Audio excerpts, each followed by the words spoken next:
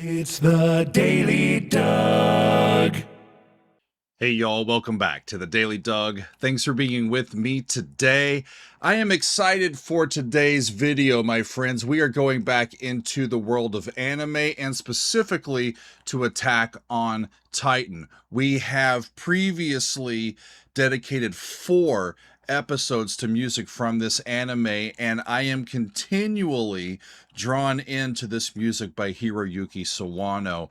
And a couple of days ago, I was approached again to return to this music, and specifically to music from season 3 of this anime. And we're going to dive into a couple of parts of the original soundtrack, and it's going to be a great time. So this all started just about 2 years ago, friends. Right about 2 years ago as we speak, we started off with the Attack on Titan Suite. That was episode 677, and I absolutely loved it.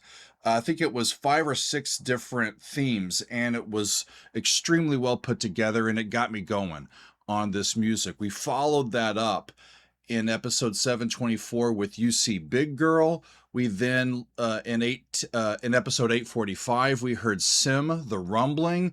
And then earlier this year in February, in episode 913, we heard Call Your Name.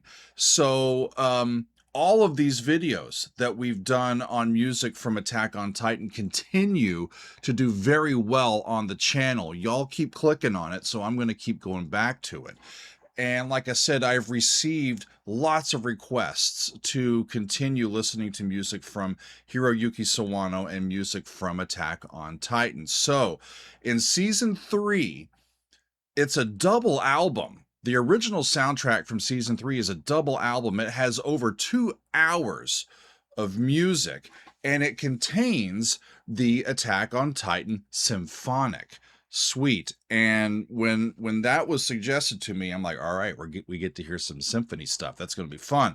So some of the themes that are in this suite are themes that we have heard before.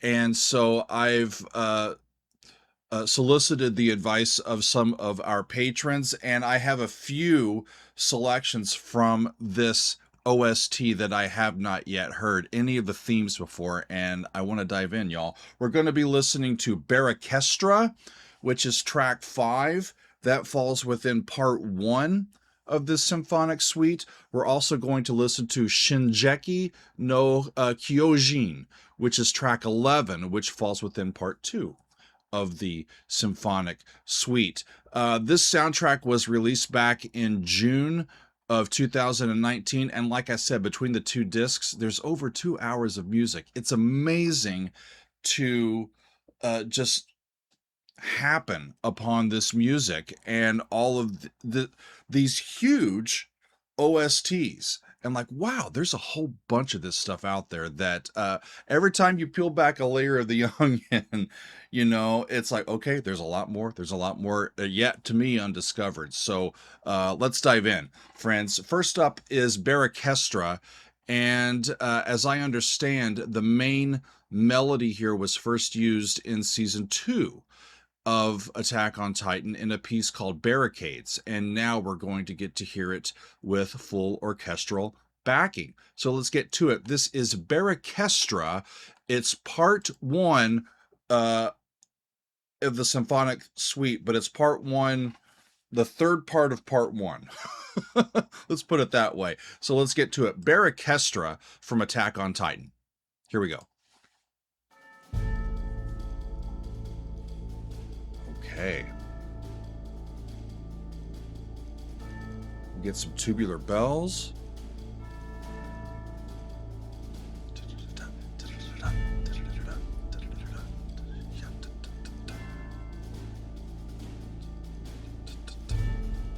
think I hear it. Yeah. A.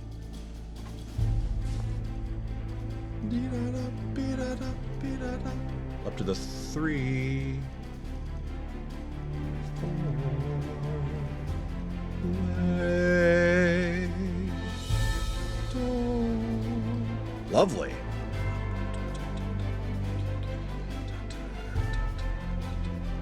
There's a 6, 7.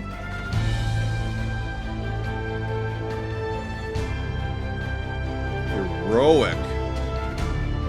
Soaring brass line.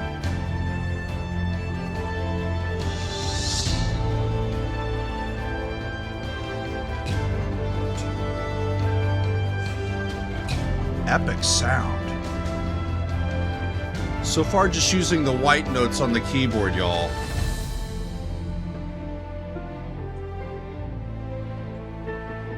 Yeah.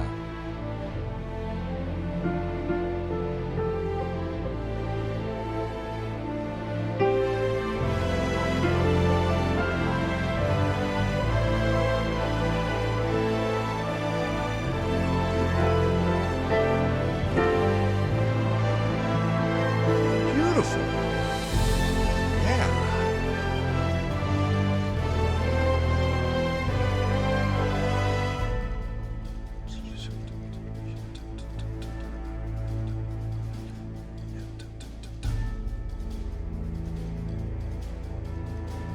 Beautiful low strings.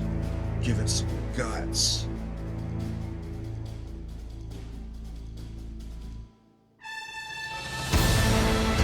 Hey.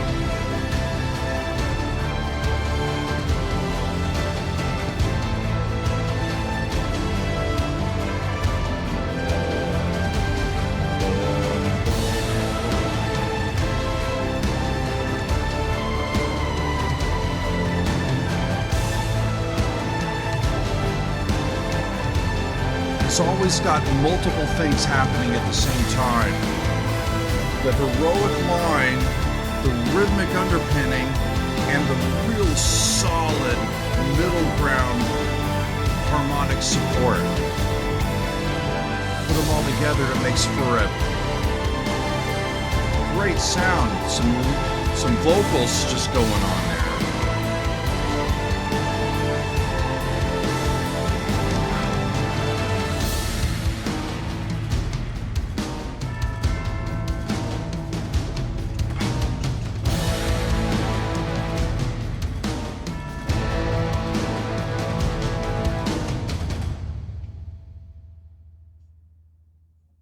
It's not over, okay.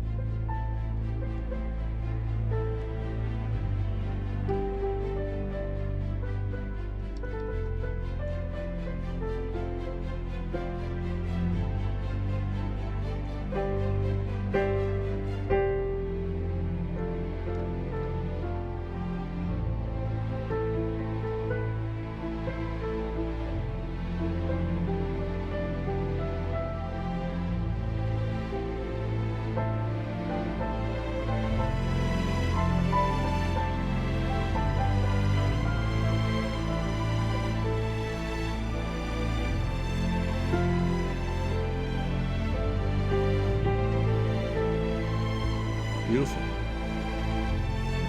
Absolutely beautiful.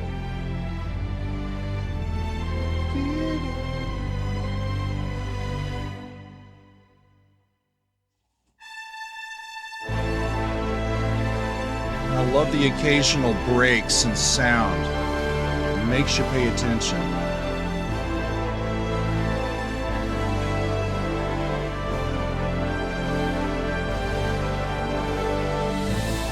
There's the 1, the 3, the 4, the 6.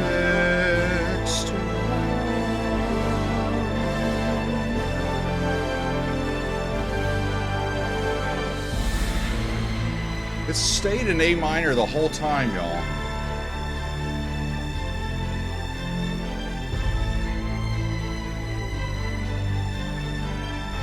Lovely melody up there, right?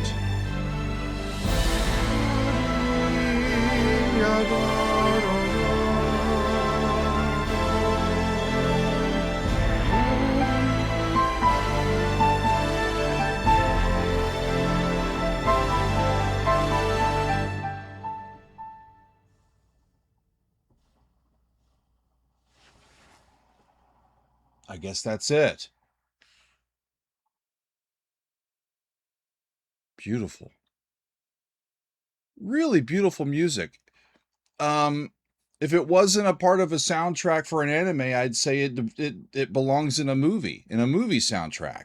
And I'm sure it feels like that to the people that have watched Attack on Titan. That's just, I can't imagine the type of story that goes with. It's an epic sound. It kind of reminds me of the Lord of the Rings a little bit with its epic nature, right? You've got these fast rhythms going on underneath and kind of tribal drums and low, really solid voicings and then soaring melodies. I mean, you can't ask for anything more, can you? Wonderful stuff. I got to go to the next one, friends. The next one that we were going to listen to is track 11.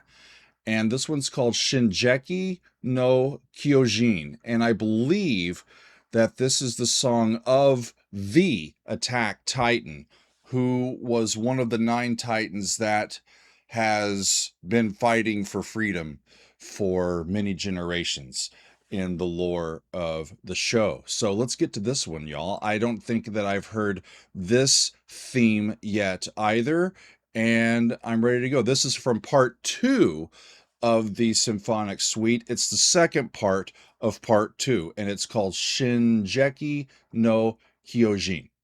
All right, here we go.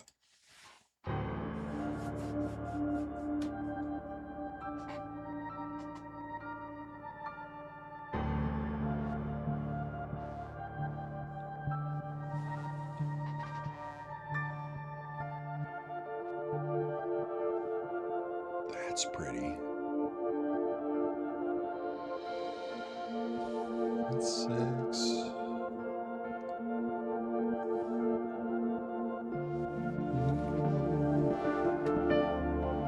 D minor to the B flat.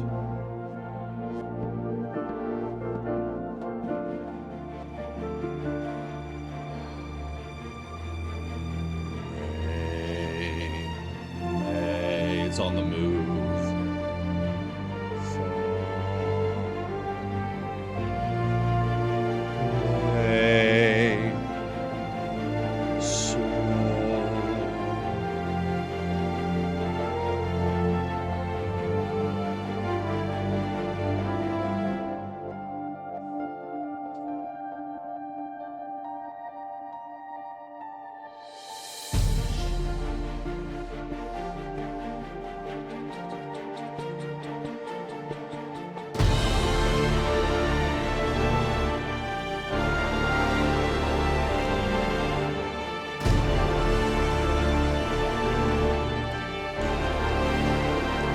Slow voices.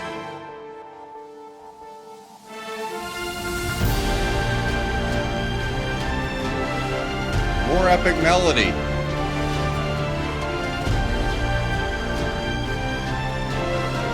And it's flat 6 to flat 7 to 1 in that key.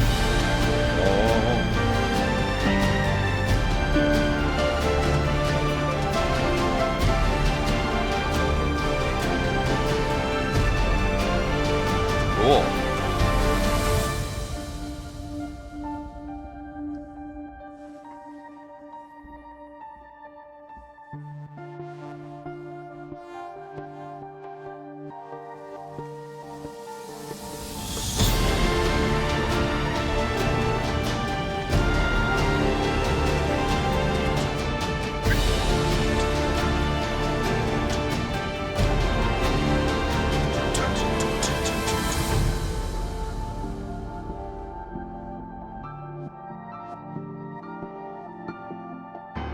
There's space and time to ponder what we're hearing amid the epicness of the sounds that we're hearing.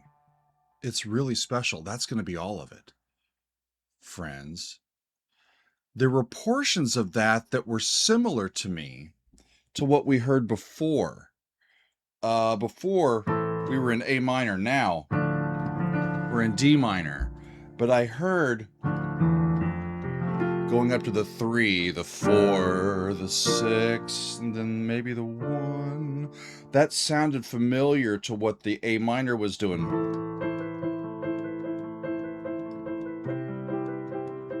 I think.